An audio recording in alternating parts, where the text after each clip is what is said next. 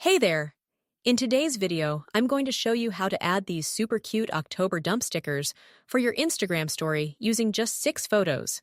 With the start of November, now's the perfect time to put together a little photo dump from the previous month. So, let's get started. First, open up Instagram and head over to our official profile. Once you're there, tap on the first highlight with the smiley face. Scroll through the highlights and pick the sticker that catches your eye. Easy, right? Now, just tap Add Yours, and it'll open in your Instagram camera.